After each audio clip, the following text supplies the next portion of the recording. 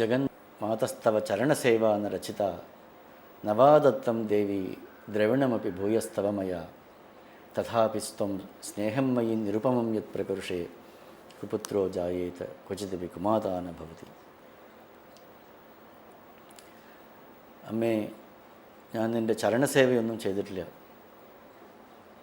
ധാരാളം ധനമൊക്കെ തന്നിട്ട് അങ്ങനെയൊന്നും എനിക്കതിനുള്ള കഴിവൊന്നുമില്ല. നവാദത്തം ദേവി ദ്രവിണമപി ഭൂയസ്തവമയ. എങ്കിലും തഥാപിത്വം സ്നേഹം മയി നിരുപമം യത് പ്രകർഷേ, നീ എന്നിൽ കാണിക്കുന്ന ഈ അനുപമമായ സ്നേഹം അത് സൂചിപ്പിക്കുന്ന ഒന്ന് മാത്രമാണ്. ഈ ജഗത്തിൽ ദുഷ്ടപുത്രന്മാരുണ്ടാകാം, പക്ഷേ ഒരിക്കലും തൻ്റെ കുഞ്ഞിന് ചീത്ത വിചാരിക്കുന്ന ഒരു അമ്മ ഉണ്ടാവില്ല എന്നുള്ളതിനെയാണ് ഇത് കാണിക്കുന്നത്. ഓരോരുത്തരോടും എല്ലാവർക്കും തോന്നുന്നു ഞാൻ അമ്മയ്ക്ക് ഏറ്റവും പ്രിയപ്പെട്ടവനാണെന്ന് തോന്നുന്നു, എന്നോടാണ് കൂടുതൽ സ്നേഹം എന്ന് തോന്നുന്നു എന്നുള്ള രീതിയിൽ ഈ നിരുപമമായ സ്നേഹം ഓരോരുത്തരിലും കാണിക്കുന്നു. ഇതിന് ഒറ്റ കാരണമേ ഉള്ളൂ, നിൻ്റെ മാതൃത്വം മാത്രമാണ്. പരിത്യക്ത്വാ ദേവാൻ വിവിധവിധ സേവാകുലതയാ മയാ പഞ്ചാശീതേരധികം അപനീതേതു വയസി ഇദാനീം ചേന്മാതസ്തവ യദി കൃപാ നാപി ഭവിത നിരാലംബോ ലംബോദരജനനീ കമ്യാമി ശരണം. ഈ ശ്ലോകം പലരുടെയും അഭിപ്രായം ഇത് ശങ്കരാചാര്യർ മറ്റുള്ളവർക്ക് വേണ്ടി എഴുതിയെന്നാണ്. ചിലരൊക്കെ പറയണത് വിദ്യാരണ്യസ്വാമി എഴുതിയതാണ്. അത് ശങ്കര പരമ്പരയിൽ വരുന്ന ഒരു സ്വാമിയാണ്. 85 വയസ്സ് വരെ അദ്ദേഹം പീഠാധിപത്യത്തിലുണ്ടായിരുന്നു. ആ 85 വയസ്സിൽ എഴുതി എന്നാണ്. ഇതിൽ മയാ പഞ്ചാശീതേരധികം അപനീതേതു വയസ്സി എന്ന് പറയുന്നുണ്ട്. എന്ന് വെച്ചാൽ 85 വയസ്സ് കഴിഞ്ഞു, ഞാൻ ദേവതാരാധനങ്ങളൊന്നും ചെയ്തില്ല, ഉപാസനയൊന്നും ചെയ്തില്ല. വയസ്സാണെങ്കിൽ ഇത്ര കൂടി, ഇന്ദ്രിയങ്ങളൊക്കെ ദുർബലമായി, കണ്ണ് കാണാൻ വയ്യ, ചെവി കേൾക്കാൻ വയ്യ, സംസാരിക്കാൻ വയ്യ, ഇരിക്കാൻ വയ്യ, ഇരിക്കാനുള്ള നട്ടിൽ നിന്ന് അതിനുള്ള ബലമില്ല. ഇപ്പോഴും കൂടി നിൻ്റെ കൃപ എന്നിൽ ഉണ്ടായില്ലെങ്കിൽ നിരാലംബനായ എനിക്ക് അമ്മയല്ലാതെ ആരാണ് ശരണം. സ്വപാകോ ജൽപാകോ ഭവതി മധുപാകോപമഗിര. ഒരു പട്ടിയെ തിന്നുന്ന ചണ്ടാളൻ ഏറ്റവും വലിയ കവിയായിട്ട് മാറുന്നു. ജൽപാകോ ഭവതി മധുപാകോപമഗിര. തേനും പാലും അദ്ദേഹത്തിൻ്റെ വാക്കുകളിൽ നിന്ന് ഒഴുകുന്നു. നിരാതങ്കോ രംഗോ വിഹരിത ചിരം കോടി കനകൈഹി. നിരാതങ്കനായിട്ട്, ഒന്നുമില്ലാത്തവനായിട്ട്, കാശില്ലാത്തവനായിട്ട് ഉണ്ടായിരുന്ന ഒരാൾ കോടി കനകങ്ങളെ കൊണ്ട് വിരാജിക്കുന്നു. ധാരാളം സമ്പത്തുണ്ടാകുന്നു. എങ്ങനെയാണോ ഒരു ദരിദ്രയായ നമ്പൂതിരി സ്ത്രീക്ക് ശങ്കരാചാര്യർ സ്തോത്രം പാടിയപ്പോൾ കനകധാര ഉണ്ടായി, അതുപോലെ ചിരം കോടി കനകൈഹി വിഹരത്തെ, ധാരാളം ധനധാന്യാദി സമ്പത്തുകളോടുകൂടി വിരാജിക്കുന്നു. തവാപർണേ കർണേ വിശതി മനുവർണേ ഫലമിതം. അപർണയായ അമ്മയെ ഉപാസിച്ചതിൻ്റെ ഫലമാണ്. ദേവിക്ക് അപർണ എന്നുള്ള ഒരു പേരുണ്ട്. 2 അർത്ഥങ്ങളാണ് അതിനുള്ളത്. പർണം പോലും കഴിക്കാതെ പാർവതി ദേവി ശിവനെ പ്രാപിക്കുവാൻ വേണ്ടി തപസ് ചെയ്തു. കുറച്ചു കാലം ഭക്ഷണം കഴിച്ചു അത്രേ. പിന്നീട് പഴങ്ങൾ മാത്രമാക്കി, അത് പിന്നീട് ഒരു നേരമാക്കി, പിന്നീട് അതും നിർത്തി, പിന്നീട് ജലം മാത്രം പാനം ചെയ്തുകൊണ്ട് ജീവിച്ചു, പിന്നീട് അത് നിർത്തി, പിന്നെ പർണങ്ങൾ മാത്രം, ഇലകൾ മാത്രം കഴിച്ചു. കുറച്ച് കാലം കഴിഞ്ഞപ്പോൾ അതും നിർത്തി. അത്ര കഠിനമായ തപസ്സിലേർപ്പെട്ടു. അതുകൊണ്ട് അപർണ എന്ന ദേവിക്കൊരു പേരുണ്ട്. അപർണ എന്നുള്ള നാമത്തിന് മറ്റൊരു അർത്ഥമുണ്ട്. അപഗതം ഋണം യസ്യാഹ. ഋണങ്ങൾ ആർക്കും ഒന്നും കടവായിട്ട് ദേവിക്കില്ല, ഒന്നും ചെയ്യാനില്ല. അങ്ങോട്ട് എപ്പോഴും കൊടുത്തുകൊണ്ടിരിക്കുന്നതുകൊണ്ട് ആർക്കെങ്കിലും എന്തെങ്കിലും ഋണം കടമുണ്ടോ എന്ന് ചോദിച്ചാൽ അതില്ല. നമ്മെ പാർത്ഥാസ്തി കർത്തവ്യം തൃഷു ലോകേഷു കിഞ്ചന. എനിക്ക് ചെയ്യാനുള്ളതായിട്ടൊന്നുമില്ല എന്ന് ഭഗവത്ഗീതയിൽ പറയുന്ന മാതിരി. അപഗതം ഋണം യസ്യാഹ. ഋണം എന്നുള്ളത് ദേവിക്കില്ല. അതുകൊണ്ട് ദേവിയെ ഭജിക്കുന്നവർക്ക് കടം മുതലായ ബുദ്ധിമുട്ടുണ്ടാവില്ല എന്ന രീതിയിലും ഇതിനെ വ്യാഖ്യാനിക്കാറുണ്ട്.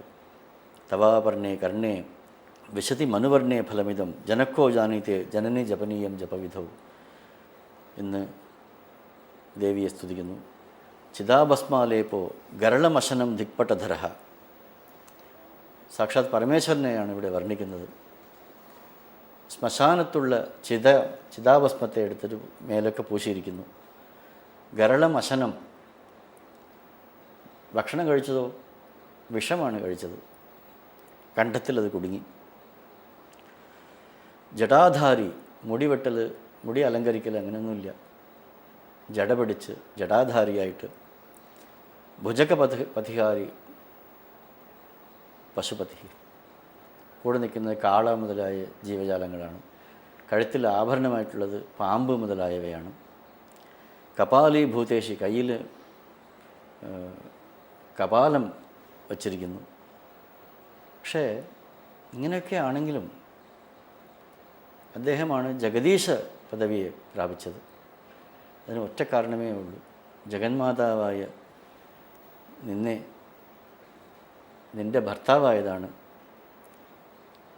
തത് പാണിഗ്രഹണ പരിപാടി ഫലമിതം. ഭവാനി അമ്മയുടെ കൈ പിടിച്ചതുകൊണ്ടാണ് അദ്ദേഹത്തിന് ഈ വലിയ ജഗത്പതി എന്നുള്ള സ്ഥാനം നേടാനായത്, ജഗത്പിതാവ് എന്നുള്ള സ്ഥാനം നേടാനായത്. ന മോക്ഷസ്യ ആകാംക്ഷ എന്നുവെച്ചാൽ വിഭവവാഞ്ചാഭിജനമേ. എനിക്ക് മോക്ഷം കിട്ടണമെന്നോ അങ്ങനെയൊന്നും അറിഞ്ഞുകൂടാ, എന്താ വേണ്ടതെന്ന് എനിക്കറിയില്ല.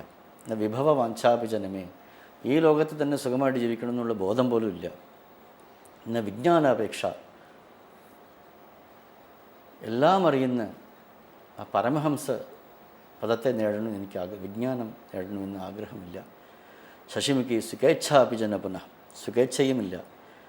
അതസ്താം സംയാചേ ജനനി ജനനം യാതു മമ വൈ മൃഡാനി രുദ്രാണി ശിവശിവ ഭവാനീതി ജപതഃ. എങ്കിലും മൃഡാനി രുദ്രാണി ഭവാനി ശിവാനി എന്നൊക്കെ എന്നെ സ്തുതിക്കുമാറാകട്ടെ. അതിനുള്ള അനുഗ്രഹം എനിക്ക് തരണം. നാരാധിതാസി വിധിന വിവിധോപചാരൈ കിം രൂക്ഷചിന്തനപരൈർ ന കൃതം വചോഭി ശ്യാമേ തമേവ യതി കിഞ്ചന മയ്യനാഥേ തത്സേ കൃപാമുചിതമമ്പ പരം തവൈവ. അമ്മേ, ഏറ്റവും നിന്ദ്യനായ ആളിലാണ് നിൻ്റെ കൃപ ചെല്ലേണ്ടത്. ഞാൻ അങ്ങനത്തെ ഒരാളാണ്. ഞാൻ ആരാധിദാസ വിധിന, എന്നെ വിധി പോലെ ഞാൻ ആരാധിച്ചിട്ടൊന്നുമില്ല. വിവിധ ഉപചാരങ്ങളൊന്നും ഞാൻ ചെയ്തിട്ടില്ല. രൂക്ഷമായ ഉണങ്ങിയ ചിന്താ പദ്ധതിയാണ് എൻ്റെ മനസ്സിലുള്ളത്.